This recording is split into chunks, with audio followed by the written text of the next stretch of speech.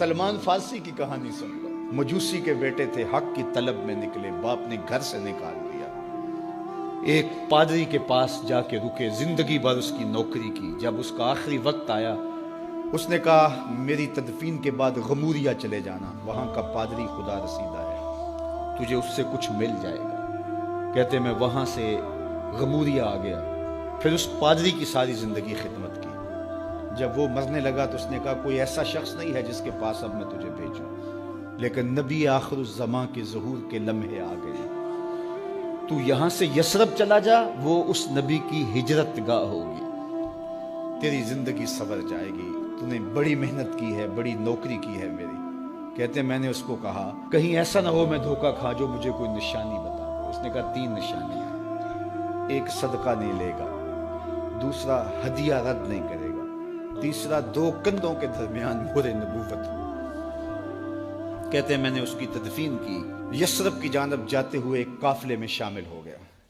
انہوں نے مجھے پکڑ کے اپنا غلام بنا لیا، لیکن میرے پہ مہربانی یہ کی کہ مجھے بیچا جا کے مدینے میں.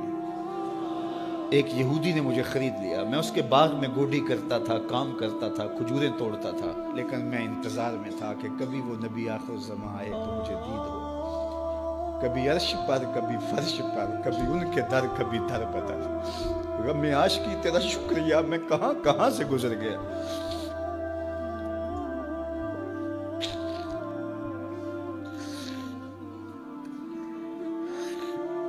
کہتے ہیں ایک دن میں اپنے باغ میں کھجوریں توڑ رہا تھا کہ ہواؤں میں مستی پیدا ہو گئی اور ہر سمت سے طلع البدر علینا کی صدائیں گونجنے لگی. میں سمجھ گیا کہ وہ لمحے آ گئے. میں نے چھلانگ لگا دی اور دوڑ پڑا. میرے آقا نے سمجھا شاید غلام بھاگ گیا. اس نے دوڑ کے مجھے پکڑ لیا. میں نے اس کو کہا کہ میں نوکر تیرا ہی ہوں، لیکن دل نوکر کسی اور کا ہے. میں بھاگوں گا نہیں، مجھے جانے دے. میں کچھ کھجوریں لے گیا تھا صدقے کی نیت سے، جا کے حضور کو پیش کی. آقا کریم نے فرمایا ہم نبی صدقہ نہیں لیتے. کہتے ہیں نشانی ایک پوری ہو گئی. کہتے ہیں کہ میں کچھ دنوں کے بعد اور کھجوریں لے گیا اور میری نیت ہدیہ کی تھی. میں نے پیش کی، حضور نے قبول فرما لی. لیکن میں بھی کہتا تھا تیسری نشانی بھی پوری ہو لے تو پھر مانوں گا. اور وہ کیا تھی؟ 2 کندھوں کے درمیان مہر نبوت. کہتے ہیں ایک دن حضور میرے باغ میں آئے اور آقا کریم نے اپنے مبارک کندھے پہ چادر رکھی ہوئی تھی اور چادر کی اوٹ میں مہر نبوت چھپی ہوئی تھی. اور میں پیچھے ہو کے دیکھتا تھا اور میری آرزو یہ تھی کہ کوئی تیز جھونکا ہوا کا آئے اور چادر ہٹ جائے اور میں مہر نبوت کی زیارت کر لوں. حضور میرے ارادہ قلب سے آگاہ ہوئے. فَأَلْقَى إِلَيَّ رِدَاءَهُ.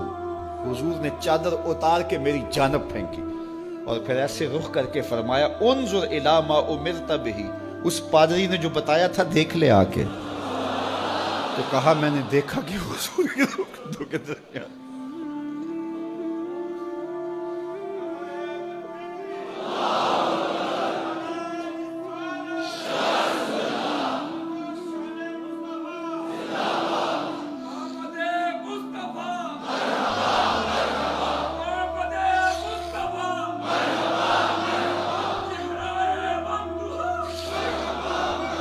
شب ہجر کی سختیاں کوئی اس سے جا کے پوچھے، تیری راہ تکتے تکتے جسے صبح ہو گئی. ہم نے تو کوئی انتظار نہیں کیا نا، ہم نے تو کوئی دکھ نہیں سہا. ہم سوئے تھے، مقدر جاگ اٹھے. ہمارے والد مسجد سے مولوی صاحب کو بلا لائے. انہوں نے کان میں آ کے کہا مبارک ہو تو حضور کا نوکر بن کے آ رہا. میرے والد گرامی ایک شعر جھوم کے پڑھا کرتے تھے، محمد جانے جانا ہے، پیغمبر ہو تو ایسا ہو، رسولوں کی بشارت سے مبشر ہو تو ایسا ہو، امر توقیر کا سب کو موکر ہو تو ایسا ہو، کیا ہم کو غلام ان کا مقدر ہو تو ایسا.